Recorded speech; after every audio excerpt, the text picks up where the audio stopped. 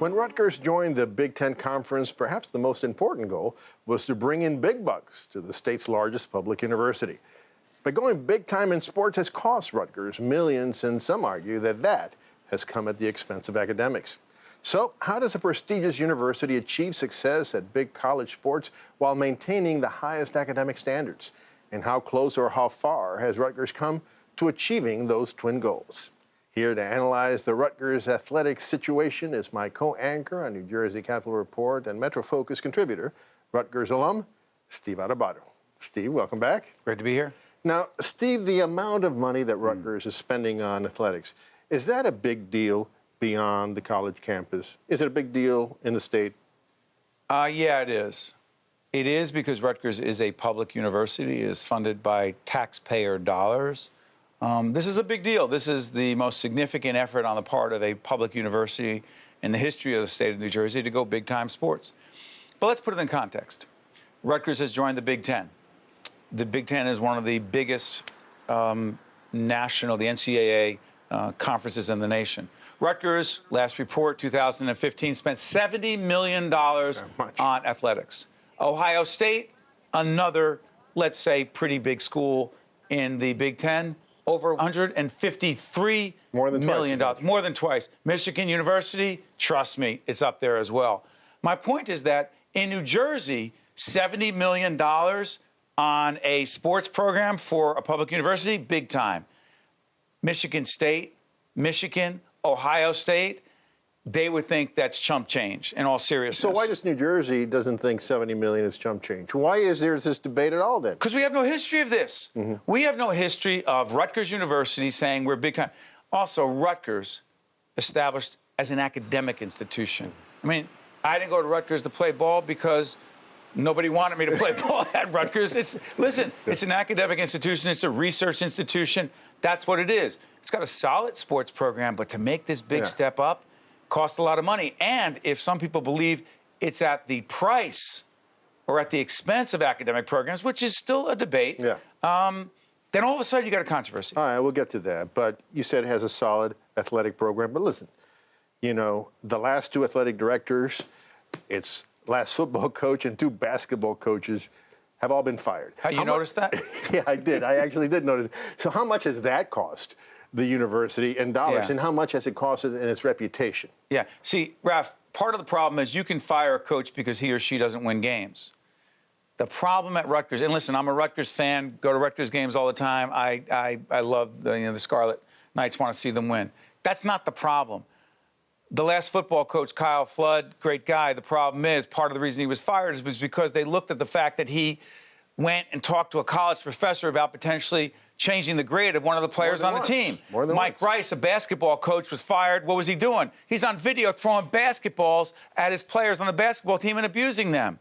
The fact is there's a history of Rutgers people in athletic director positions as well as some of the players being involved in some pretty bad situations. Some Rutgers football players were arrested for breaking and entering in New Brunswick. The fact is that it's not just an economic cost, but you have to buy these coaches and ADs, athletic directors out. But there's also a brand, a reputation problem for Rutgers. That's embarrassing for all of us, whether you root for Rutgers or not.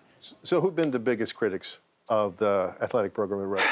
Well, even those who root for Rutgers are concerned about the way this is playing out. And again, I want to see them win. I want to see them do well in the Big Ten.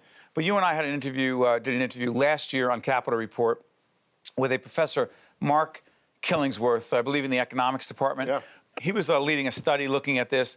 This is what he had to say to Raf and I on Capitol Report about the price that he believes that Rutgers is paying on the academic end for spending more on sports. First of all, we're not going to get all the Big Ten revenue that we're hearing about until 2020 and 2021. But that's the contract. That's the way it works. I understand that. But it's not just that, Professor. In the meantime, however, we're going to be blowing through another $183 million, and our president even has said that athletics is siphoning dollars from the academic mission. It's going to go on to the tune of another $180 million before we're able to break even. Well, the professor is minimizing the amount that Rutgers is scheduled to get from the Big Ten, but it's not an insignificant figure. Let's be clear.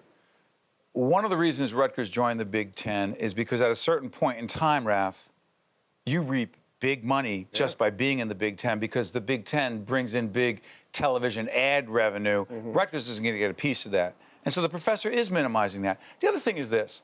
Rutgers did fire 2 athletic directors.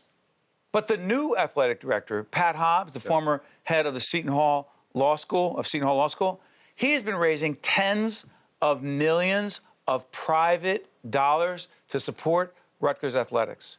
Not tax dollars, private dollars to support this program. So I want to see what Pat Hobbs is able to do to continue to raise private money, because the more private money is raised to support the Rutgers athletic program, the fewer tax dollars are used, the fewer dollars that may be used to go into other athletic programs, not basketball and football, which are the big ones, but more importantly, other Rutgers discretionary dollars that may otherwise be going into, frankly, academic programs, which should always be the #1 concern of a public research university, particularly my alma mater. All right. Well, since it is your alma mater, I ask you this from that point of view.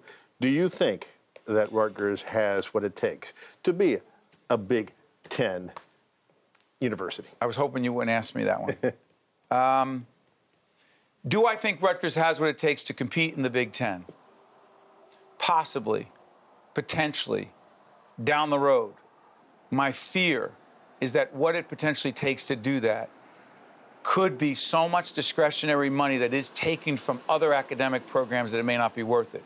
If the athletic program continues to raise private dollars to achieve that, then they can compete and I'd be happy. But if it's at the price of academic success and greatness, nothing is worth that, in my opinion. All right, Steve. Well, thanks so much, man. You got it, Ralph.